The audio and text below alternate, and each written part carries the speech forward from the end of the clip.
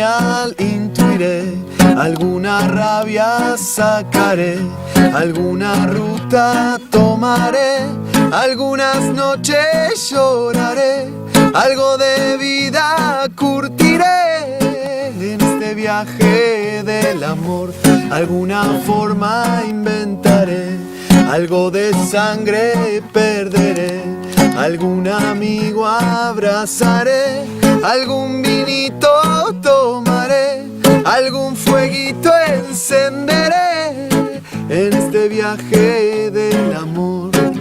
Te voy a preguntar quién sos. Soy Leo Parigi, integrante de Caravana, la banda amiga de Mosconi ya, porque hemos tenido el gusto de venir a tocar hace un año y acá ando con mi guitarra al hombro, pasando unos días en Mosconi visitando amigos. ¿Y con Caravana son de viajar por diferentes partes? No sé. Y sí, de una, la Caravana es un proyecto bastante viajero.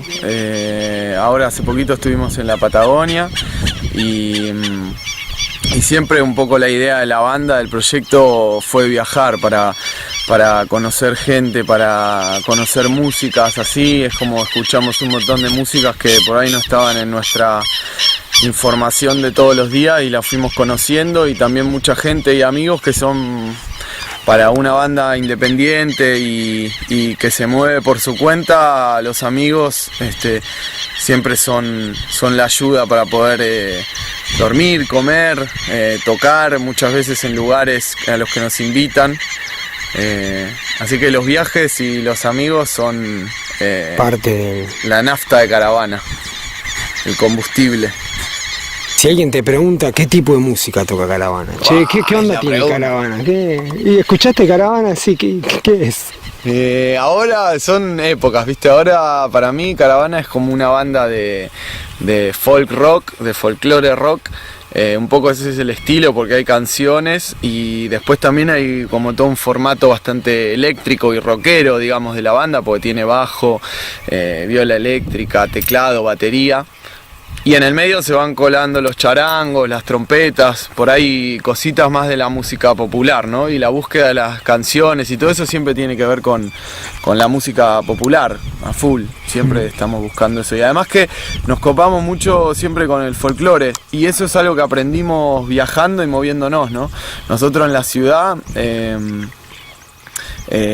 escuchábamos por nuestros viejos o por amigos de las provincias, fuimos como conociendo el folclore y el andar mismo de la banda nos fue llevando a tocar esas músicas, ¿no? Porque en peñas, en lugares donde nos invitaban, centros culturales, en los viajes, era lo que empezamos a conocer y lo que empezamos a aprender. Y por ejemplo se nos fueron colando en el show repertorio de chacareras, que las tocamos a nuestro modo y las tocamos como un anciano sabio cuenta un cuento que escuchó y aprendió por tradición oral.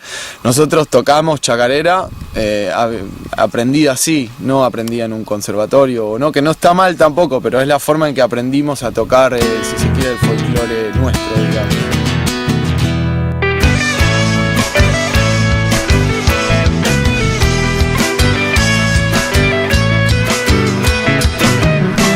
Meto en la guitarra porque no quiero esperar.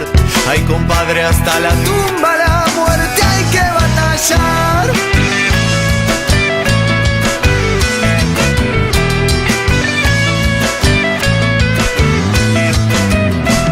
Y me salgo de la muerte si le empiezo a cantar.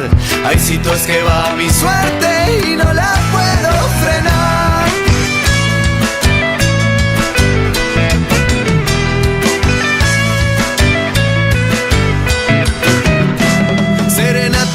Combate lo que me gusta cantar.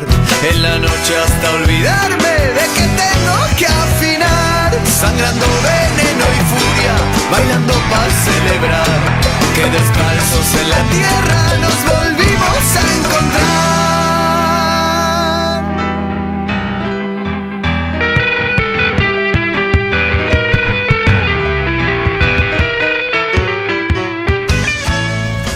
la cuestión del pueblo que conociste en Italia? ¿O por qué fuiste a ese pueblo? ¿Cómo se llama?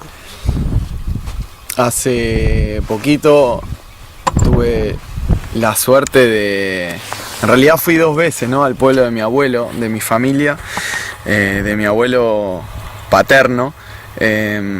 La primera vez que fui al pueblo fui con mi abuelo, o sea, él me llevó a conocer el lugar a donde había nacido, y fue fuerte llegar a un pueblo de montaña, un pueblito que está en el centro de Italia, que se llama Potenza Picena, está en el medio arriba de una montaña, y de espaldas está construido el pueblo hacia el mar Adriático, ¿no? Y la primera vez que fui al pueblo fui con mi abuelo, y la segunda vez que fui ya mi abuelo había fallecido, y fui solo y a visitar a alguna familia que todavía quedaba ahí, y estuvo buenísima la experiencia porque uno llega a un lugar en donde no lo conocen, pero su pasado de algún modo tiene una riqueza para los demás y para uno también, que hace que uno sea alguien en un lugar en el mundo muy chiquito. Es un lugar donde viven 2000 personas, y es muy loco llegar a ese lugar y enterarte de tu propia historia por otros, porque yo ahí me enteré historias de mi abuelo que no conocía, entre ellas que mi abuelo se fue de Italia después de la guerra, y su primer trabajo a los 12, 13 años era juntar cuerpos de soldados caídos en la montaña, en la batalla, ¿no? Y eso nunca me lo había contado mi abuelo, probablemente por, qué sé yo, preservar algo a un niño, no contarle esa historia, ¿no? Y fue muy loco porque yo pensaba en eso, ¿no? Como que una parte de la historia, de mi historia, me la contaron otros, y era un lugar en donde yo no nací, pero de algún modo sí nací ahí, ¿no? En mi casa de mi viejo se hablaba en italiano, se comían las comidas que comían ellos, estaba presente todo el tiempo eso, y así hay un montón de gente que tiene pueblos y lugares en la Argentina o en otros países. Un poco esta es una tierra de inmigrantes de todos lados, un poco no, muchos, somos una tierra de puros inmigrantes, y estuvo buenísima esa experiencia ahí de pueblo. Y la realidad del pueblo, ponele de ese lugar, ¿tenés idea si es un pueblo que se mantiene igual que hace mucho tiempo, o cada vez menos gente, o reactivación, o cómo es la lógica de un pueblo en Italia, o qué percepción tuviste? Eso también fue loco, porque es un pueblo chico para lo que son los pueblos de Italia. Por ahí en Europa lo que vi que pasa por una vez o 2 veces que fui es que hay ciudades no tan grandes y muchos pueblos en todos los lugares, y se va mezclando la forma de vida urbana en los pueblos, pero con las tradiciones y las particularidades de un pueblo.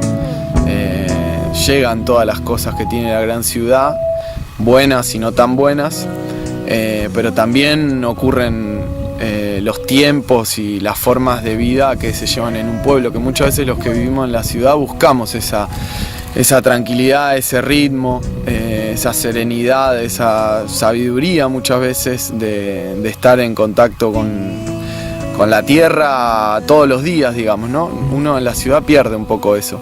Y en el pueblo pasaba eso. De repente tenías una tarde en donde el tiempo por ahí se disipaba y te ibas a caminar con alguno por los olivos y te contaba la historia de quién eran los campos, de cómo se laburaban los campos, y eso a veces en la ciudad no pasa, no están esos tiempos para... Llegó un amigo y te sentás a tomar mate 4 horas. Por supuesto que me imagino que en el campo el laburo de sol a sol tampoco permite muchas veces eso, pero hay tiempo para escuchar otras cosas, para mirarse, o por lo menos eso es lo que yo encuentro cada vez que voy a un pueblo o a visitar a gente amiga, ¿no? Claro. Es muy loco pensar que mi abuelo se fue de ese lugar hace 60 y pico de años porque no tenían para comer. Es el mismo lugar ese en donde hace 60 años no tenían para comer. Y no es que digamos que faltaran los lugares para criar animales, ni para hacer una huerta, ni para ¿Y cuando vino qué hizo? Y mi abuelo, el primer laburo que tuvo fue ojalatero. Mi abuelo Roberto fue ojalatero. Llegó y había un tío que lo fue a buscar al puerto, lo llevó hasta su pensión, vivió ahí unos 2-3 años y fue ojalatero. Después de laburar como ojalatero, laburó como albañil, que era el laburo que tenían la mayoría de los italianos que llegaban a Argentina. Y después su primer laburo como albañil fue laburó en la construcción de una de las plateas de la cancha de Vélez. Y de ahí que somos 3 generaciones ya de hinchas de Vélez. Él laburaba en la platea ahí con un montón de otros tanos que eran del club. Se hizo hincha fanático de Vélez y quedamos por el barrio y quedamos con ese amor para toda la vida, ¿no? Que se transmite de generación en generación. Y es lo más importante casi que nos dejó. Además de que era una gran persona. Y después laburó en el ferrocarril. Laburó muchísimos años como boletero del ferrocarril Urquiza. Sus últimos años fue verdulero y carnicero. Sus últimos 30 años se puso ahí una verdulería y carnicería y laburó ahí. Mi recuerdo de él cuando yo nací era que se levantaba a las 4 de la mañana, iba a buscar la carne al mercado central, volvía y eran otras épocas. Llegaba a la casa con 4 churrascos, con carne todos los días y se comía, y comíamos carne todos los días. Interesante. Cosa que en la ciudad no pasa últimamente. Una infancia de carnívora. Una infancia de carnicería.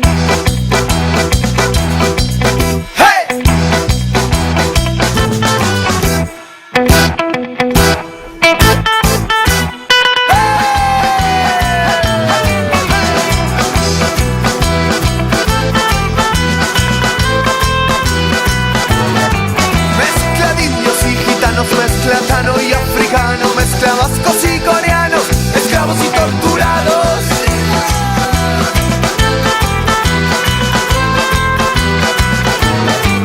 Mestizados en polacos, paraguayos y ucranianos. Mestizados en hermanos, desnutridos o encerrados. Aliria, venimos de